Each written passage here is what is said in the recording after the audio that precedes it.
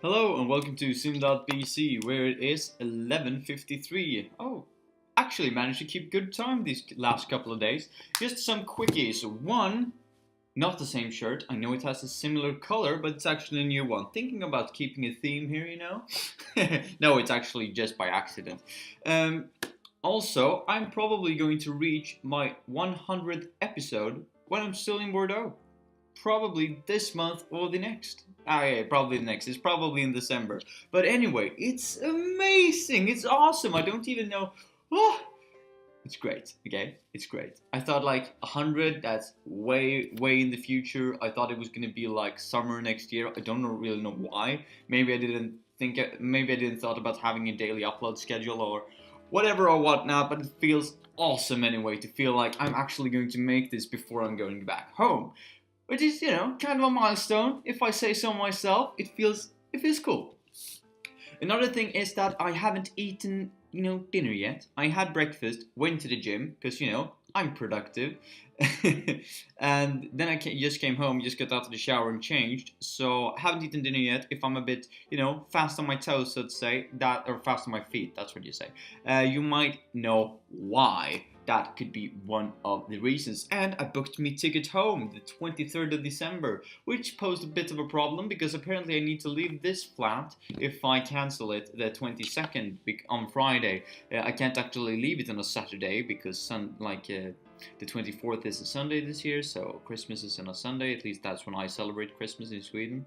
The entirety of the Swedish people are binged in front of the TV watching Kalanka.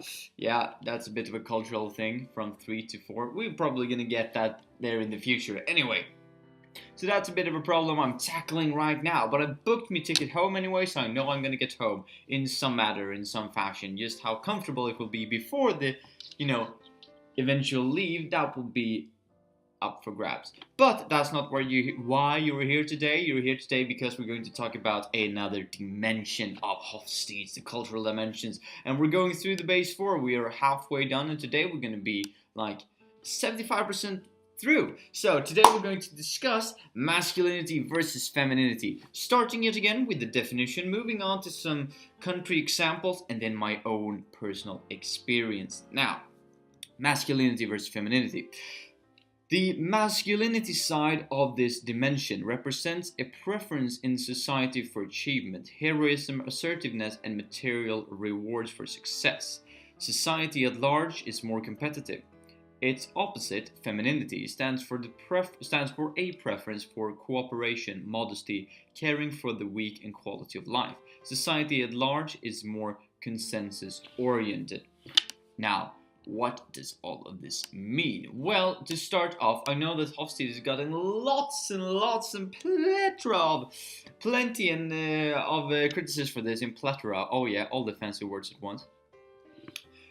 Due to him naming this the masculinity and the femininity. Now, the idea isn't that it's supposed to be masculinity and femininity in the gender sense of things. That's not the idea at all. The idea is that it should be like process orientated and goal orientated. It's a better word for it. It's a better wording. It's a better name for the two different things, the two different parts of the dimension on the spectrum, the two different ends, so to say. And now I've defined it a couple of times. I hope you're with me. That's the idea behind it. So masculinity, you're more goal orientated, I would say. Femininity, you're more process orientated. You're more, as they said in the definition, you're more willing to go towards consensus. All right, you're more towards working with what everybody else thinks. Everybody's equal. You're more emotional in the structure of the society. You think more about each other and less about yourself. And in the opposite, then the masculinity, it's very much of a macho culture. You want to be up there. You want to be the best. You want to win. Let's say you're competitive. Everybody else is competition. You want to be the best, and you want to do the best for yourself and your family. And that's also spilling in over to individualism versus collectivism, which we will get to in a short while tomorrow. In fact, because that's the last of the 4 bases. I really hope so, at least. Otherwise, I'll eat up my words tomorrow. But hopefully. Anyway, moving into some of the country preferences. And yes, this is correct. I was thinking like, why am I moving right when, like, why am I moving left when I'm actually jumping right? But it's because, you know, mirror in a way, because I can see myself. And now we're going to do this again. Shabam! Yeah. Today we have 3 different columns. I know, it's crazy. The blue one is still France, the purple one is Italy today, and the green one is Sweden. So what we are looking at is masculinity. As you can see, the Italy, the purple one here, is huge in comparison, and this means that they have very high masculinity in their country. Now, yet again, Sweden is kind of low, the green one there. Yes, we're not that very high in masculinity, we're very feminine of us.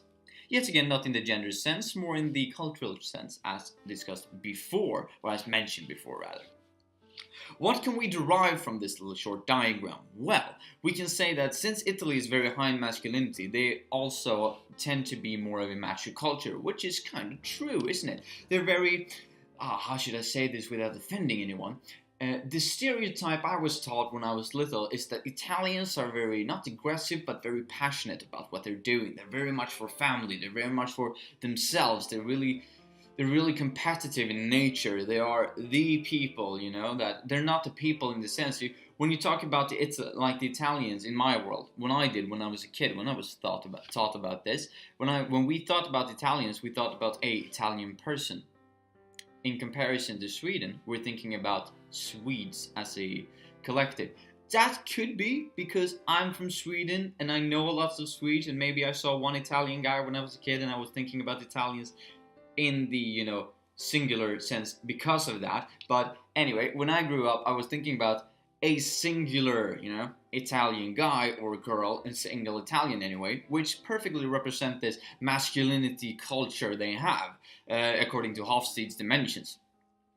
Which can be criticized, of course. Not every individual is a part of this masculinity. There are probably many Italians who are more inclined to be feminine, like not feminine, but in the femininity part of the spectrum. As I said, just because you're a part of the country, that just because the country has been classified in a certain way doesn't mean that everybody is like that. Huge criticism they've gotten. I think I mentioned it in all of the videos, but if this is the first one or the only one you're gonna watch, it's an important criticism to bear in mind. France is somewhere in the middle, I would say. Well, 43, it's just below 50, and this scales up to 100. So 43 is they're basically more feminine than masculine, but they're certainly more masculine than Sweden is. Now then, moving into, oh yeah, and actually we're gonna see and now you have all of them, and what we can derive from this time is that just because you're high in masculinity doesn't necessarily mean that you're high in anything else. We can see that high in masculinity doesn't necessarily mean high in uncertainty avoidance, because, you know, France is very high in uncertainty avoidance, but not very high in masculinity in comparison to Italy. However, Italy is higher in individualism, but yet again, Sweden is low in masculinity and still high in individualism. Italy is high in masculinity and the power distance, we can say, but yet again, France is having an uncorrelated plot there. So since we've involved more countries, it's harder to actually find this connection between the different dimensions. So moving on in the structure. Now we're going to talk about some of my own experiences. And the experience I have chosen, sorry if there was Jack there, is when I was little. Once again, going back to my own experience of the country, of the culture, and so on and so forth. We went on my first trip ever abroad, and I'm not counting Denmark, Norway, Finland, you know, they're too close in a way. So they feel like home. We have a very good collaboration there, you know. The collaboration in the Nordic countries in Europe is probably better than the EU as a whole. You know, I'm not going to judge, but just throwing it out there as a thing. Anyway, so I'm not counting that as going abroad in the same manner, because I lived very close to Denmark and Norway in a way. Anyway, to the point then, on my very first official abroad semester, not semester, but abroad vacation. It's semester in Swedish, by the way, vacation semester. Anyway. We went to Italy, and it's perfect since, you know, Italy is high in masculinity. So we can derive some form of experience from this. Now, what I saw when I was there was that I was mind blown by all of well, it could be because it's a different environment, it's hotter there, but they have lots of shops there at least in the area we were in. I can't quite remember. I know I've been to Imperia since then, which is a part in the north, and well, they actually had a kind of the same structure there, so we can take that as an example as well. When I was in Imperia in the northern Italy, northwest of Italy, very close to the border of France, they had very many different shops, and that's not anything weird about that. Everywhere in the world they have lots of shops, but the shops I'm talking about are shops that actually went out into the street. Now you can yet again say that this is because it's hotter there, a longer time of the year, so they can actually invest on being outside, and like not like in Sweden where it's cold like a good 75 to 80% of the year. But what they had was they had they marketed their own stores out on the street, and they seemed to be very competitive in between the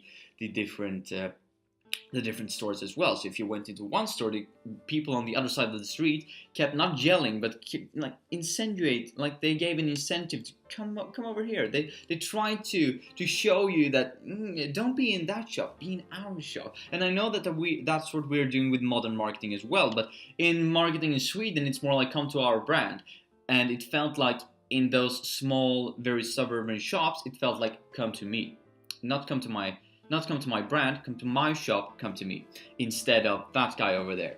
And that really reflected in my world this competitiveness, this masculinity within the different societies. So for instance, in Femininity in Sweden, we're very like, if you're over there, it's kind of fine, you know, you do you're entitled to your opinion and whatever and whatnot. But in Italy, it felt more like, come to me.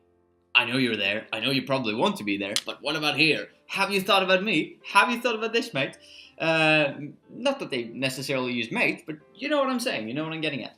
And they seemed more competitive in their way. They were more. I would say that in the south of Europe, Sweden, France, Europe. Yeah, in the south of Europe, you're more inclined to make deals. For instance, you're not in Sweden. If you go into a shop, the price of the product is basically the price of the product.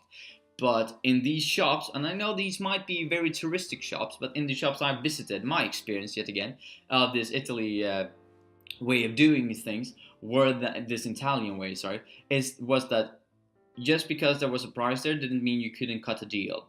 And that deal would probably be better than if you just went over to the other shop. So basically what were trying to do yet again in forming their competitiveness in this macho culture is I'm better than my competitor, both competitiveness and the macho idea. And they tried to say, well, we have the same prices in both of the stores, so you have no incentive to go to one over the other. But I can cut you a deal and make a better deal. I can sell you more for less, so to say. And that's not something that happens in Sweden. That's something I really felt strongly indicated this masculinity dimension in Italy.